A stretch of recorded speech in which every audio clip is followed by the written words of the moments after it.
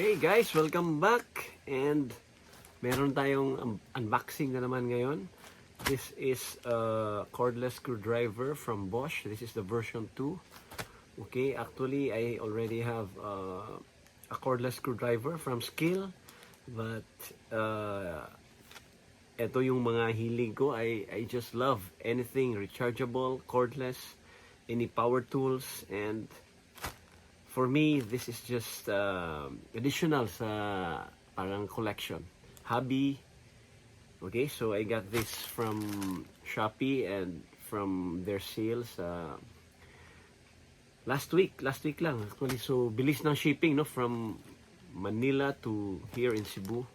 Andito na siya, so less than a week. Okay, so guys, join me. We'll unbox this together. Okay.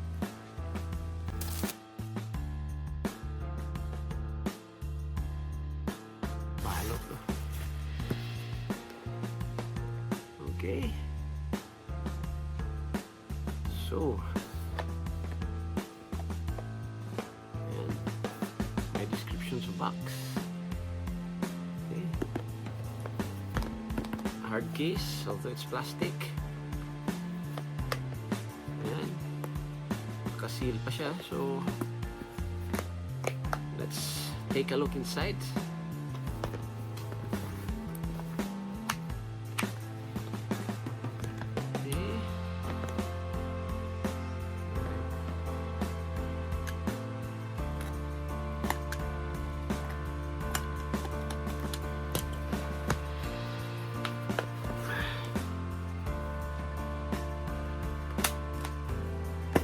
Right, it's here.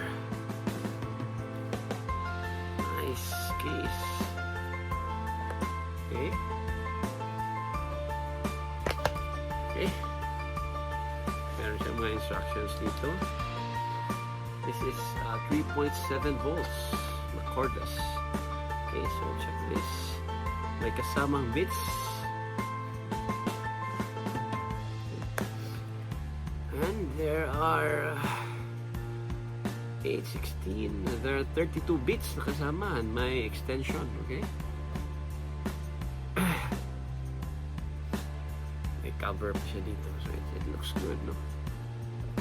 Okay, so here's the cordless screwdriver. Ayan.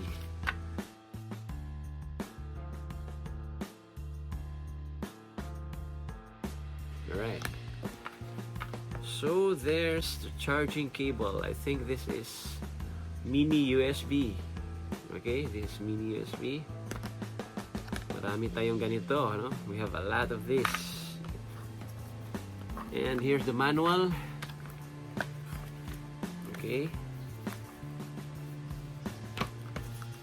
And here's the warranty card. I don't know if you can use this. Right, and there's nothing inside. Okay, so this screwdriver, guys, ito yung dual na sinasabi nila. You can turn this on by pressing this. Okay, so check na muna natin. Forward. And let's check if there's battery. There are two ways to turn this on. There's a power here, just near the direction slider. And you can press this. Okay, or you can just press it like that and this thing will turn by itself. Okay, yun. Very good. So it looks good. I hope this is durable. Okay, so there's a specification niya dito. Let's try to read this. It's 3.6 volts. It's made in Germany. It's cool. Oh no, made in Malaysia, sorry. It's 360 minutes per RPM niya. So it's okay. So we will try to... Wow, very sensitive. Okay, so we'll use this pH2. Where's the pH2? Ayan. The pH2, the most common size Phillips screw. Okay. Yan. There's a battery side. We'll try to charge this. And merong torque setting siya. As you can see, there's a torque setting here. And 2, there's an arrow. It means that nasa minimum po siya. So if you want to increase the power, you can just turn this like this. 1, 2, 3, 4, and the maximum. Okay, so we'll try the same thing. Very sensitive, just a slight press. Okay, and it will function.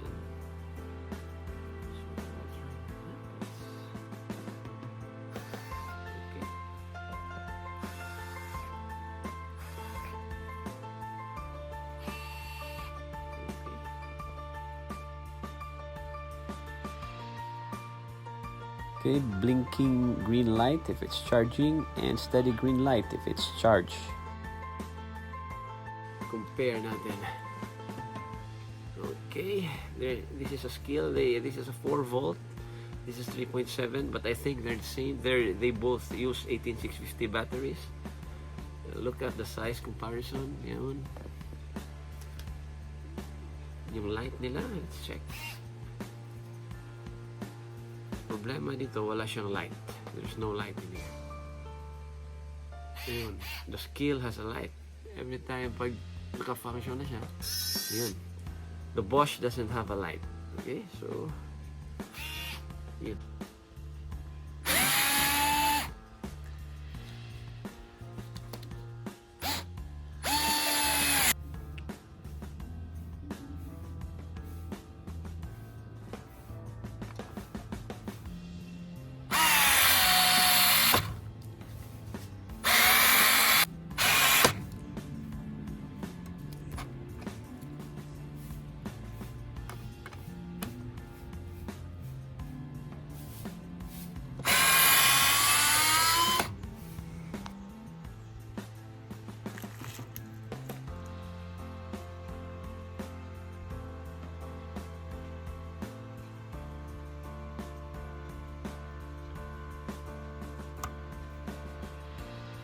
305 grams.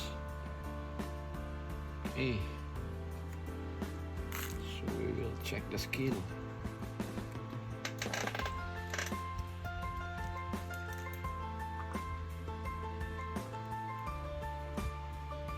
The scale is lighter by it's 219 or 220 round off. Okay.